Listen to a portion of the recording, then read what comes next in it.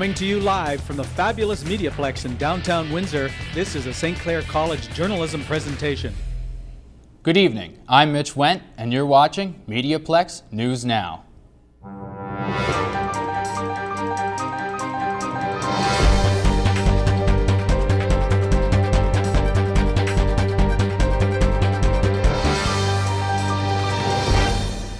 Veterans, active military, and supporters gathered at City Council to protest the closing of Veterans Affairs offices around Canada. Haley Treloat reports for duty.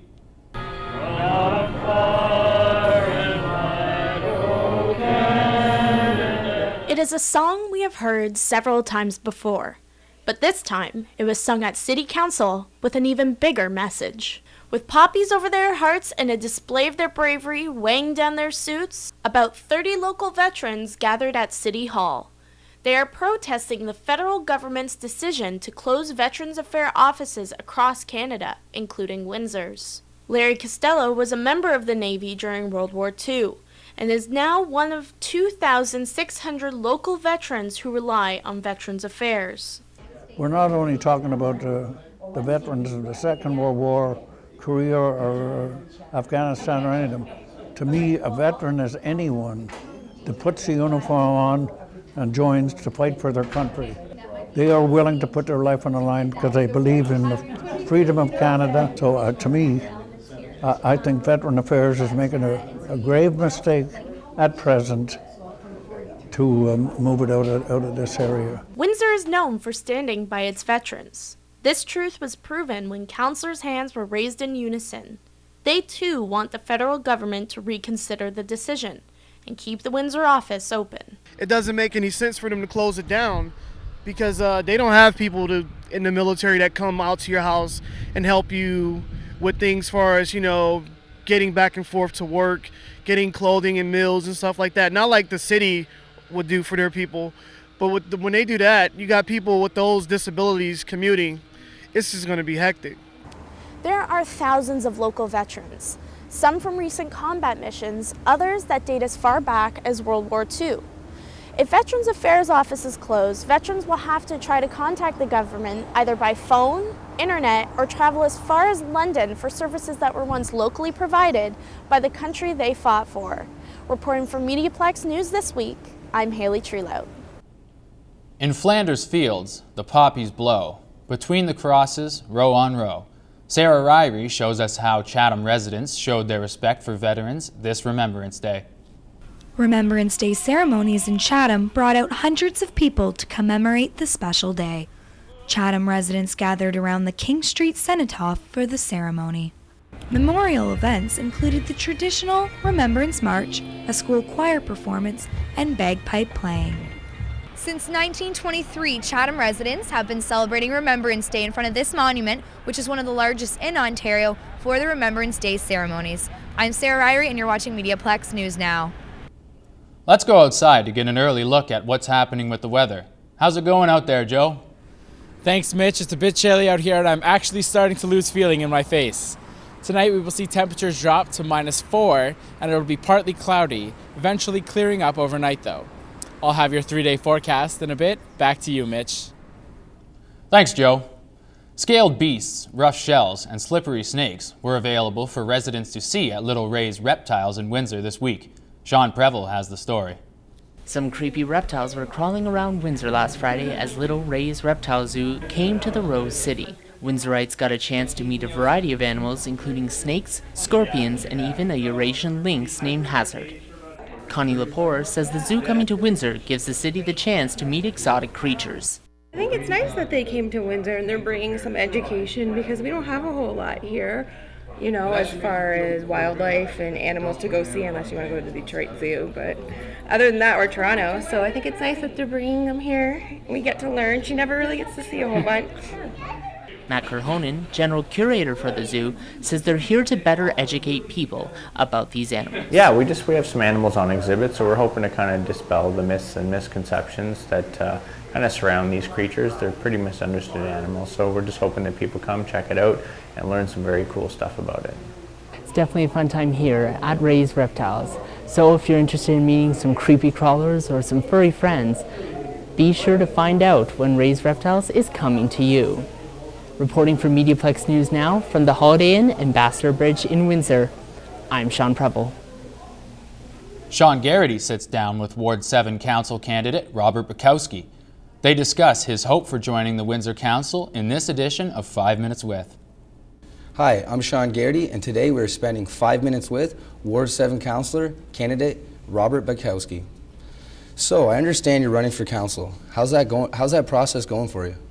Actually, it's going outstanding. I've had a lot of opportunity to meet many great people within the ward and just hear their concerns, and this has been a great experience regardless of which way it goes. I'm just happy that I have had the chance to do this. So, why Ward 7? Well, I feel I have a strong connection to that ward. I know a lot of people there. I do work in the ward. I work at Sun Life Financial, and a lot of my clients were within that ward, and I get to hear a lot of their issues. I'm also planning on moving to that ward. I think it's one of the greatest places to raise a family and the best bang for your buck, and a great neighborhood, great area, and I can't think of a better way to service the people that I want to live with in my community, but then by running as their Ward 7 City Councillor. Yeah. So, what makes you different from all the other candidates? Well, that's a funny question. The thing is I'm not a politician, right? I've been in the military for 13 years, and I have a kind of a no-holds-bar kind of attitude towards it, right? I'm not here. If it doesn't benefit my ward, if it's something that really goes against my ward, then I'm going to say it, and I'm always going to speak my mind, regardless of who cares, right? Or regardless of what the issue is. I believe in doing what's right, and I'm going to make sure that happens, right? So I think that's what's different. What are the issues specific to Ward 7, you think? Well, some major issues that I've been talking to with a lot of the constituents there is the flatlining of the housing in that area, right? People, when they buy a house, it's part of their retirement. They want the value of it to go up, right? It's not good if somebody buys a house, they sell 5 years later, and they're paying less. They're selling it for less than what they paid for, right? And that has a lot to do with the jobless rate in the economy, right? There's a lot of city issues that are affecting that. Are there any concerns from the community that you've heard or that come forth that you'd like to change? Well, with specifics there, I know that there's a lot of issues when they opened up Wyandotte, going down Green Park, going down Bellagio. It's a speedway down there. That's a major problem, and definitely has to do something about that. I know that they want to keep the arena, or the rec center. They want to have more community involvement, more community things they can do. What do you enjoy most about being involved in council? Well, I just hope that I be able to get people's concerns forward and be able to do a good job, right? So I always believe in serving your community. I just think this is the best way that I'd be able to do that, and that is the main reason why I want to do it and would enjoy doing it. Thanks, Rob. I am Sean Garrity, and we have just spent 5 minutes with Rob Bukowski. In the first edition of Alice Hewitt's Under the Wire, journalism students discussed the hot topics in politics today. Hi, I'm Alice Hewitt, and this is the pilot episode of Under the Wire, a political segment that creates a better understanding of local and national politics.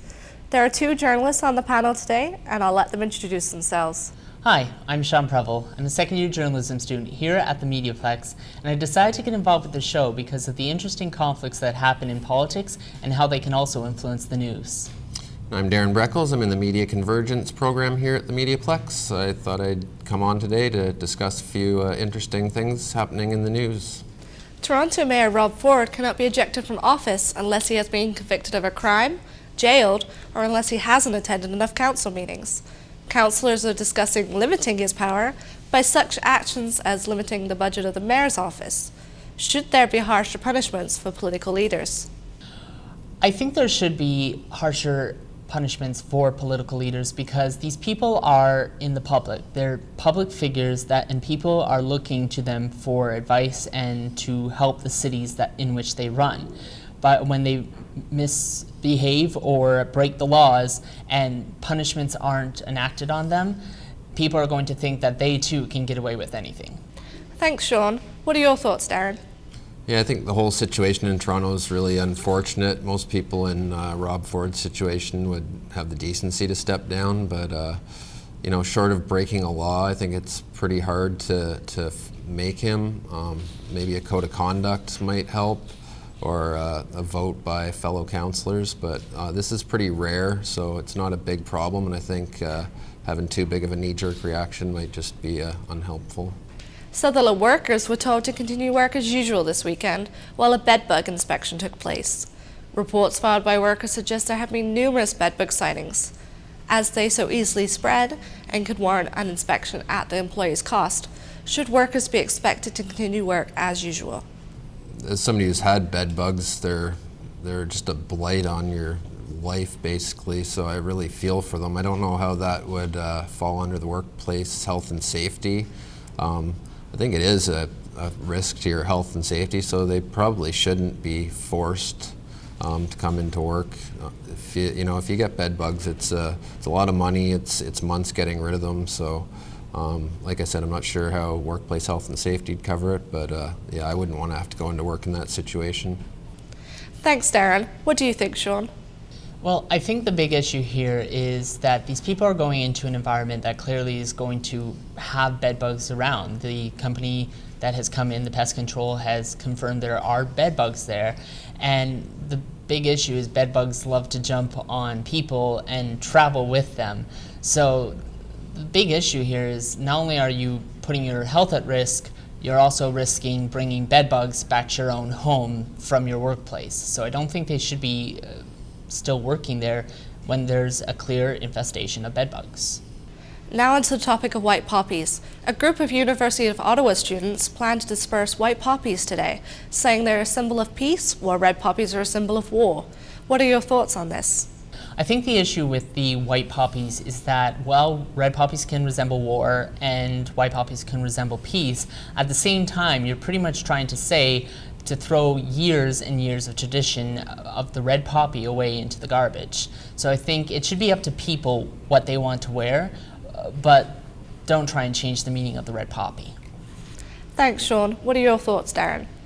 Yeah, I'm not really sure what the impetus was for this choice, but I don't see a problem with red poppies. We've had them for as long as I can remember. Veterans all wear them. If this is coming from veterans groups, I'd probably pay some heed to it, but if not, if people want to wear white poppies, that's fine with me, but I don't think red poppies should be banned or anything like that. There's a lot of tradition behind it, and basically it's up to the veterans, not citizens as far as I see it. Thanks for joining us. For Sean Preble and Darren Breckles, I'm Alice Hewitt, and you've been watching Under the Wire. He shoots, he scores. Lancers win their 6th game this season, but it wasn't without a little bit of rough play. Rick Dawes reports. The battle on the ice never let up, but in the end the Lancers came up supreme. Unfortunately for the York Lions, Windsor was the first stop for a series of away games. The Lancers have been strong on home ice this season with 6 wins and just 1 loss. They're also sitting on a 5-game win streak. The puck dropped and the first period started off with a goal from the eager Lancers within the first 3 minutes. The Lions responded with a goal of their own by the end of the first period. Early in the second period, York defenseman Jeremy Perrin was taken down by a hard hit, but no penalty was called. Dave Palmer was standing right in front of where the hit happened. Lanoux avoided the check. The guy went, he came around the backside of him, just then hit him, and as he hit him, the guy went into the top of the rail. So it was nothing that was an infraction that needed to be called, but at the same time, it was unfortunate somebody got hurt. The pause did not slow the game pace. The Lancers scored 2 more goals in quick succession, bringing the score to 3-1. Lancer head coach Kevin Hamlin says it was after a tough early season loss to Carleton University that the Lancers shifted into gear and the wins started coming. If we get that one kill or that one timely, block or save, and it just seems to be going our way right now. After losing the conference final for the past 2 years, Hamlin says this year his goal is set. And that's our focus. Not only do we want to get up there, we want to blow that door down. The outcome of the Lancers versus the Nipissing Lakers in North Bay this weekend will determine if the streak continues, so check it out. For MediaPlex News This Week, I'm Rick Dawes. The Lancers men's volleyball team lost their match this week against the Western Mustangs. Alice Hewitt sets up the game. Old rivals were battling it out on the court once again. The University of Windsor Lancers men's volleyball team took on the University of Western Ontario Mustangs at the St. Denis Centre Sunday. The Mustangs took an early lead, claiming the first two sets, but the Lancers were able to fight back and take the third set 25-22. The fourth set began well for the Lancers, but Weston quickly took it back 25-23 to claim the victory for the Mustangs. Weston Mustangs assistant coach TV Cogeco said the game was good. It was tough. We knew it was going to be tough coming in. It's always a tough gym to play in. We're a little beat up right now. We have some injuries, but yeah, it went well. I think we were happy with the end result. Lancers Adam Thompson said the team's biggest strength is their defense. We had our peaks and valleys basically, and we kind of came together in the I can't even remember, the third set is the one we won, and we kind of came together there, and we carried it through to the fourth, but we just couldn't finish. But overall, we had really good points in the game. Both teams face new competition over this coming month. For MediaPlex News, I'm Alice Hewitt. Put on your onesie and get outside. The Pajama Run held its first charity run event, raising money for Pajama Angels and Transition to Betterness. Kyle Simpkin reports. They left the comfort of their homes in the comfort of their PJs. Last weekend in Windsor's Malden Park, dozens of people rolled out of bed and ran or walked for a good cause. This was the inaugural Learn, Live, Hope 5K Pajama Run. The runners were raising money for 2 local charities. This year's recipients for our event is Pajama Angels and Transition to Betterness. When we first started talking to Pajama Angels, we thought, because of the name of their organization, and we wanted to create something that would be fun, so every year people would come out and they would remember the event. Although this is Learn, Live, Hope, the very first event, we're hoping to make this an annual event.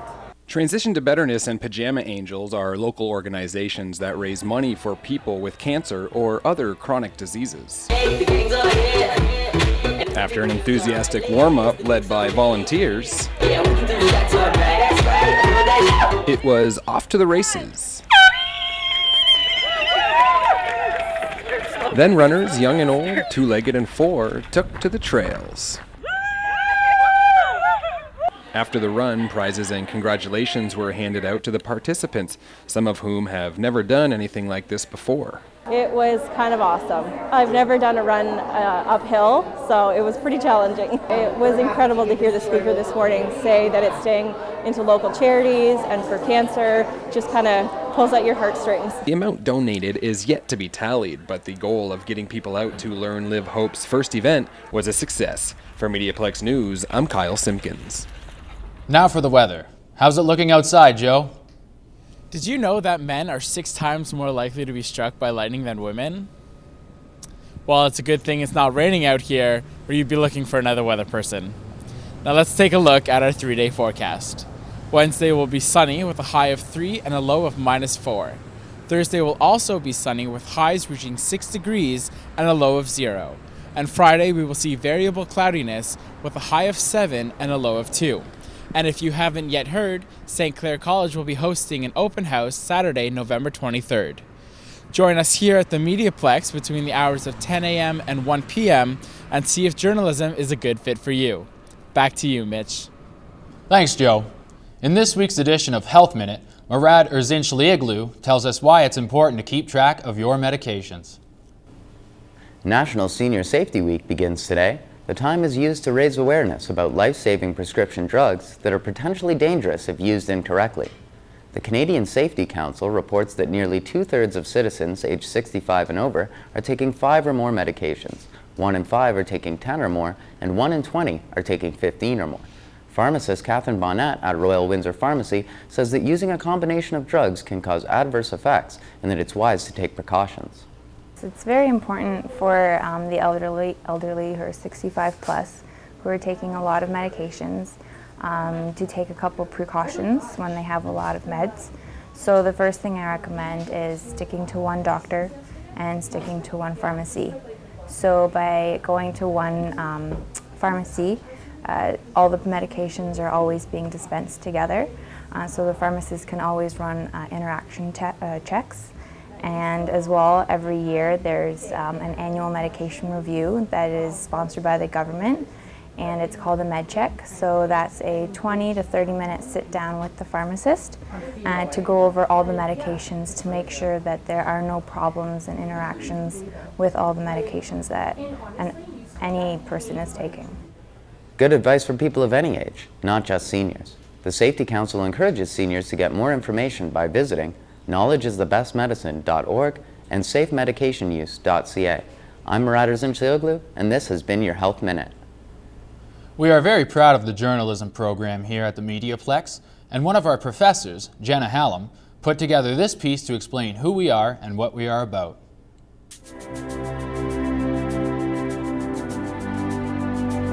Journalism enables people to be well informed. It's documenting history.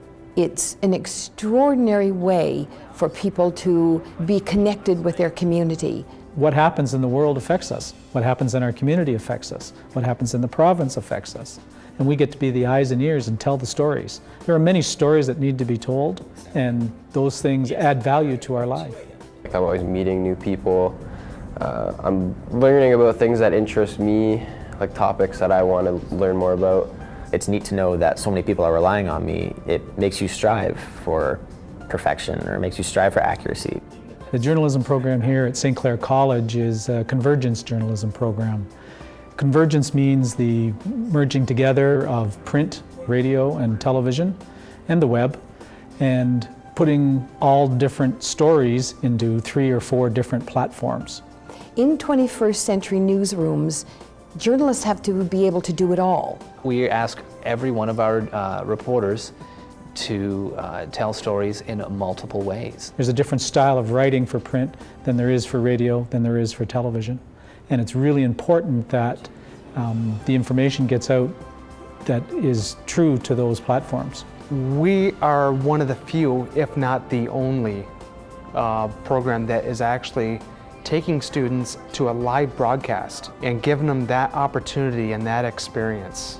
I've gained a lot of self-confidence. I used to be a really nervous person, a really shy person, but I think this program's helped me come out my shell. It's given me something that I love to do, and that's made me a better person. I find that the students that come out of St. Clair College are already at or above where some of our broadcast employees have been over the last several years. I feel that I made the greatest decision I could 2 years ago by choosing this program, because I have learned so much, and I think that I can only grow from here. I would hands down recommend the program to someone considering it. I would recommend it to someone that's not even considering it. They teach you such a vast array of different skills, different platforms, different things that you could really apply to so many different careers. Based on literally hundreds of interns I've seen over the years, St. Clair students are better prepared to go into the work environment in media than most students coming out of colleges and universities across North America. I think it's that very comprehensive curriculum that we have that creates converged journalists that sets this journalism school apart. Constable Jamie Nestor and Constable Ryan Burney give residents tips on how to keep your vehicle safe during this month's Lock It or Lose It. Hi, I'm Constable Jamie Nestor with the LaSalle Police Service. And I'm Constable Ryan Burney with the Windsor and Essex County Crime Stoppers. Despite LaSalle being one of the safest communities in Canada, crime still does exist. And the #1 crime committed in our town, year in and year out, is thefts from vehicles.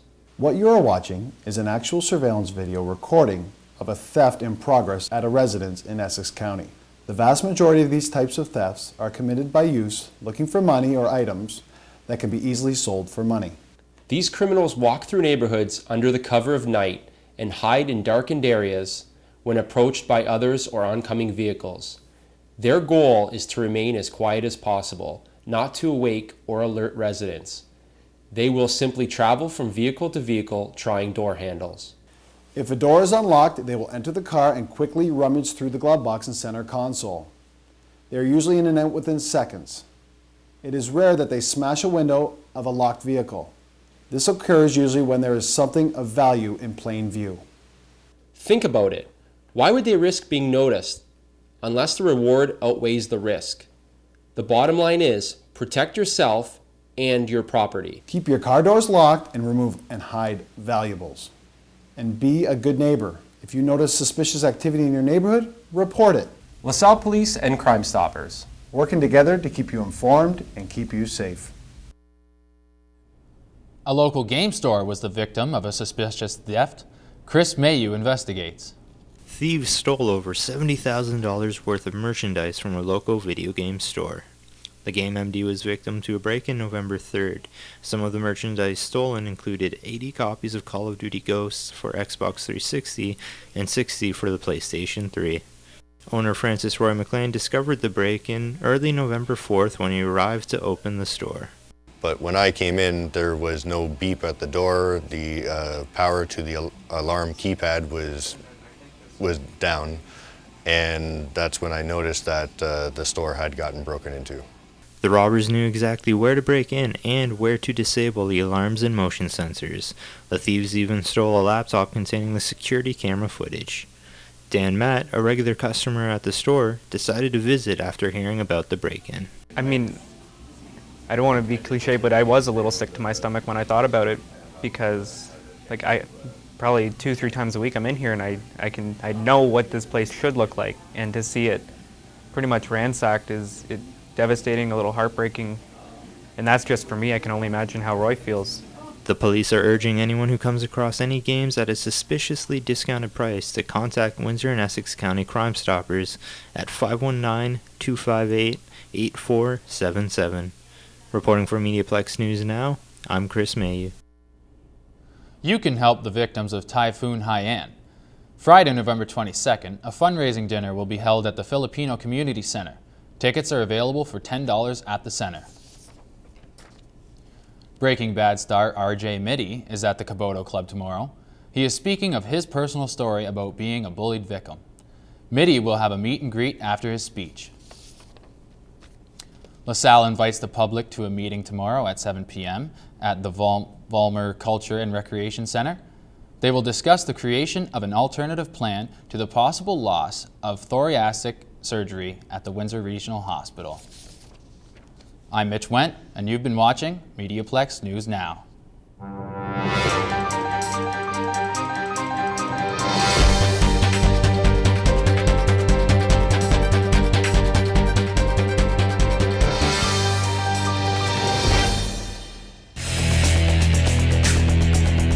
MediaPlex News Now is a production of the St. Clair College Journalism Program.